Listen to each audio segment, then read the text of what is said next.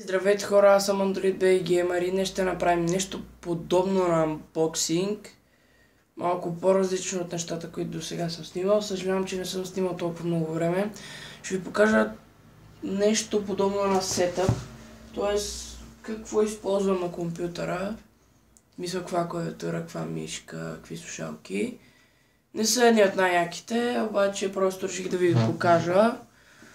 И това ми е мишката, нали, първата ми геймърска мишка. Изобщо не е нищо специално.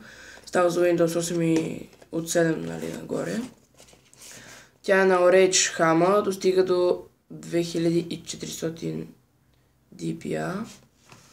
Съжалявам, че работим на толкова, т.е. работи на толкова въртителна маса, но обаче нямам още къде да показвам нещата или така нататък. Това е мишката, тя свети леко синьо-лилаво. За жалост няма да ви покажа в този клип как свети. Това тук е бутонът за DPI и нека да отворим да ви покажа всъщност само това е само кутията, нали. Като отворите, виждате това, една книжка на Orange, която е на не знам си колко езика. Така. Тук имате нещо за в сайта. Ето, вижте, ето е едно и също. Да. Извинете, пак ми изхвърля от камерата, защото просто му време. Това са лепенки на Orange. Bring it on Orange Hama. It's time for rage. Това са две лепенки. Тук принципно се намира мишката, която ще ви покажа след малко. Ще се върна като събера всички те неща и ще ви покажа... Не, по-скоро не. Забравих, че не мога да пазвам. Имам предвид мога, но ми е бъгната програмата, така че... Добре. На Hama Rage, ето я, ако някой реши, не на 100% никой няма да реши да се я взима, но ето ако някой се интересува Hama Rage Gaming Mouse. Така, след което ето и самата мишка, само да я изтегля, съм сложил зад мен. Ето и самата мишка, има някакъв дизайн, в смисъл тя не е за такива специални геймери, колкото за да си играеш нещо или да цъкаш понета. Това е бутона за DPI, скрола, малко е изцапана, защото постоянно я ползвам.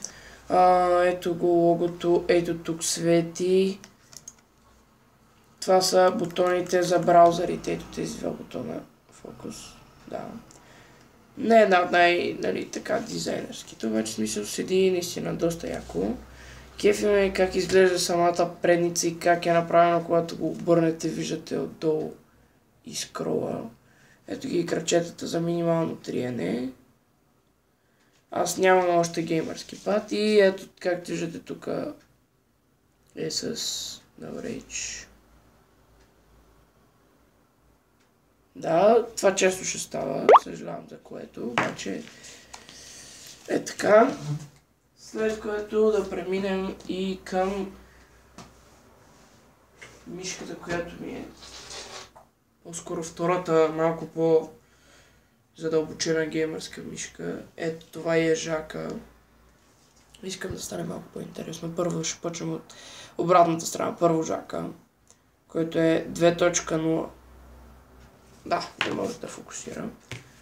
Кабелът е червен. Де факто и мишката е това. Мишион е X11. Звяр. Ето. Няма някаква такава геймърска кутия. Както виждате, метална е, но е лека. Бутон за DPI, браузър и 9 бутона. Този е малко така затегнат за смисъл, то е направено. Тук е с нещо пръскано, с някаква боя яка, златна. Скрола. Много прилична мишка за геймери, смисъл, които не си слагат ръката така и клика така, нито така. Ето така. Смисъл по-хубаво. Аз съм малко мръсен, обаче си оправях колелото, съжалявам за което. Изглежда така. Нека да преминем и към клавиатурата ми, която пак е на Orage, на Hama. Не е с подсветка, просто реших да си я взема. И когато влезнете, ако сте в нас и отворите клавиатурата, ще видите старата ми клавиатура. Да. Тъй като първата ми клавиатура, която съм имал в живота, така да се каже, не от много отдавна се занимавам с компютри и такива неща. Ето и отзаде тя има... Оп, съжалявам. Наистина много се извинявам. Тук са показани, тук... с колко FPS, някакви такива... Ето я клавиатурата. Това не знам как се маха отдолу. И сега... Бах ти старата клавиатура, много тежка. Пак почваме наобратно. Има нещо като смисъл с златна боя. Не е истинско злато, но изглежда наистина яко. Фокус. Да, ето. Това е жака като... Това пак е синьо. И ето и самата клавиатура. Чакайте, ето така. Мисля, че ще се вижда много по-хубаво. Skype, да, естествено. Съжалявам, че става така, но някой ми пише. Очевадно. Престани. Добре. Фак, един момент само, хора, извинете, че се получава така. Но просто... Очевадно, някой иска да ме дразни. Да. И това е братовчет ми. Естествено. Не е чак толкова шумно. Това са такива яки бутони. В смисъл матови някакви и са много удобни. Горе има с FN, т.е. с този бутон. Е така тук. Да си контролирате музиката, увеличаване на музика, спиране на музика. Не е една от най-особените.